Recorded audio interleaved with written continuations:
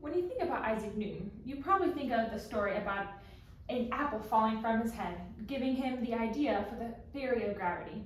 You might also think that he's one of the most influential physicists and scientists of all time. Before we get into that, let's take a look at this great man's life. Born in 1642, Sir Isaac Newton was raised by his grandmother until age 12. His mother pulled him out of school at age 12 to give him manage the family estate. Newton found farming dull, and he was soon sent back to school. He studied law at Trinity College, Cambridge, taking care of wealthier students' rooms to pay his bills. During his time at Cambridge, Newton wrote down his thoughts in a set of notes. The notes show that Newton had already found the main ideas behind calculus, a new way of quantifying and studying the rate of change of a quantity over time. Along with German mathematician Gottfried, Newton would develop the techniques of differentiation and integration, which remain fundamental to mathematics and science today. In 1665, Cambridge closed temporarily due to an outbreak of bubonic plague, and Newton returned home for 2 years.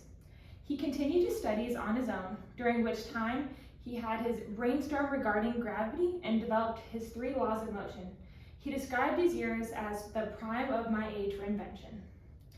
Newton returned to Cambridge in 1667 and was awarded the distinction of scholar, reserved for the highest performing student.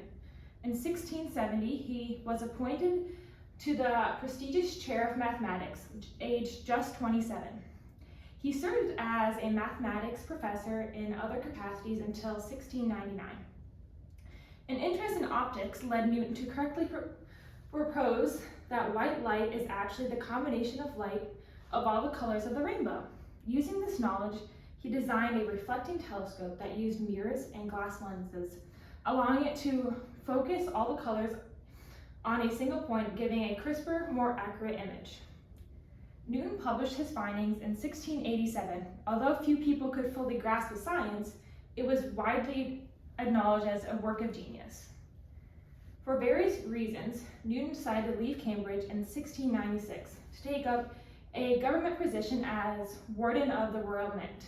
In 1703, he was elected President of the Royal Society and was re-elected each year until his death.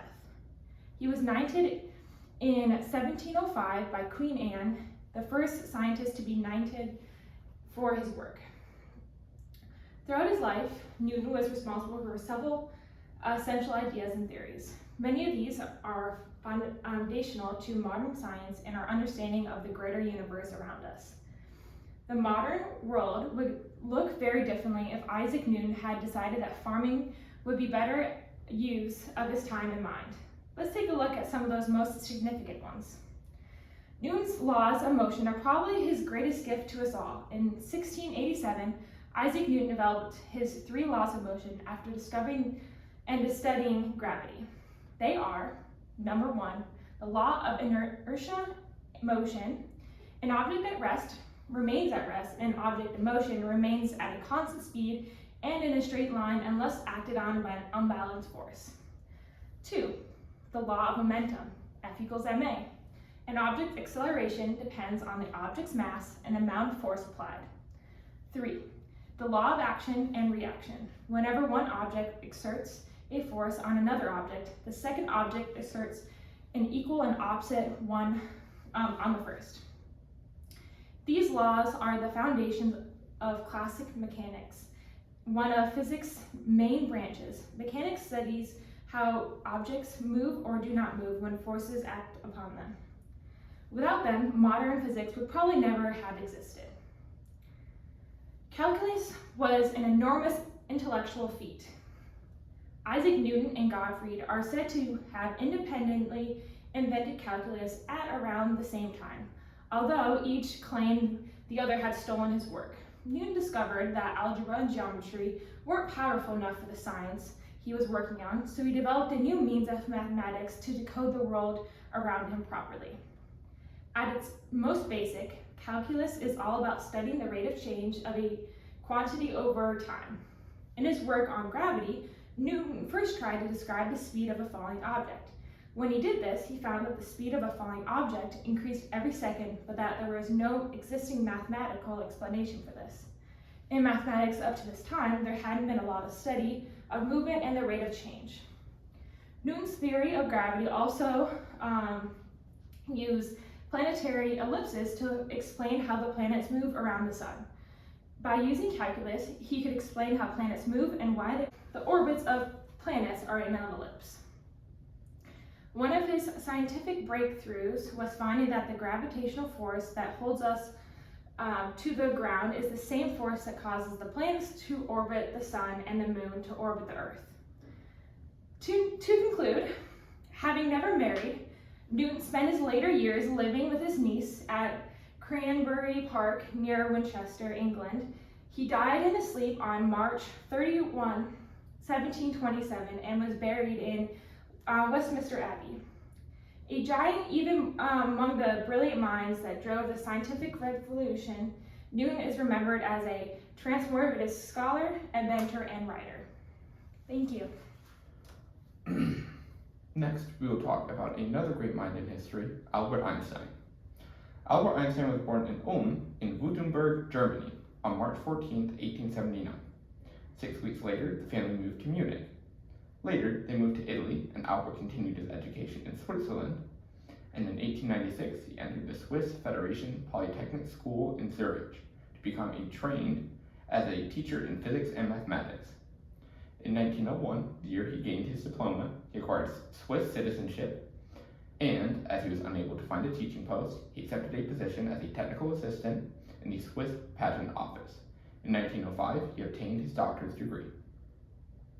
During his stay at the Patent Office, and in his spare time, he produced much of his remarkable work, and in 1908, he was appointed Privatdozent in Bern.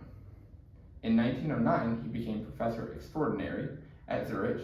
In 1911, professor of theoretical physics at Prague, returning to Zurich in the following year to fill a similar post.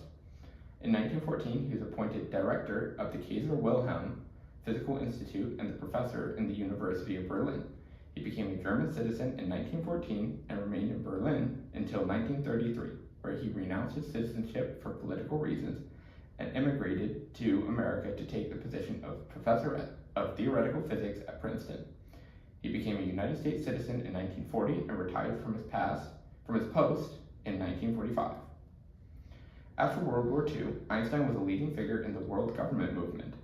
He was offered the presidency of the State of Israel, which he declined, and he collaborated with Dr. Weizmann in establishing the Hebrew University of Jerusalem. Einstein always appeared to have a clear view of the problems of physics and the determination to solve them. He had a strategy of his own and was able to visualize the main stages on the way to his goal. He regarded his major achievements as merely stepping stones for the next advance. At the start of his scientific work, Einstein realized the inadequacies of Newtonian mechanics, and his special theory of relativity stemmed from an attempt to reconcile the laws of mechanics with the laws of electromagnetic field. He dealt with classical problems of statistical mechanics and problems in which they were merged with quantum theory. This led to an explanation of the Brownian movement of molecules. He investigated the thermal properties of light with a low radiation density, and his observations laid the foundation of the photon theory of light. In his early days in Berlin, Einstein postulated that the correct interpretation of the special theory of relativity must also furnish a theory of gravitation, and in 1916 he published his paper on the general theory of relativity. During this time, he also contributed to the problems of the theory of radiation and statistical mechanics. In the 1920s, Einstein embarked on the construction of unified field theories, although he continued to work on the probabilistic interpretation of quantum theory, and he preserved with his work in America. He contributed to statistical mechanics by his development of the quantum theory of a monatomic gas, and he also accomplished valuable work in connection with atomic transition probabilities and relativistic cosmology. After his retirement, he continued to work towards the unification of the basic concepts of physics, taking the opposite approach, geometrization, to the majority of physics. Albert Einstein received honorary doctorate degrees in science, medicine, and philosophy from many European and American universities. During the 1920s, he lectured in Europe, America, and the Far East, and he was awarded fellowships or memberships of all the leading scientific academies throughout the world. He gained numerous awards in recognition of his work. Einstein's gifts inevitably resulted in his dwelling much in an intellectual solitude, and, for realization, music played an important part in his life. He married in 1903, and they had a daughter and 2 sons. Their marriage was dissolved in 1919, and in the same year he married his cousin, who died in 1936. He died on April 18, 1955, at Princeton, New Jersey. Thank you for attending our lecture, and enjoy the race.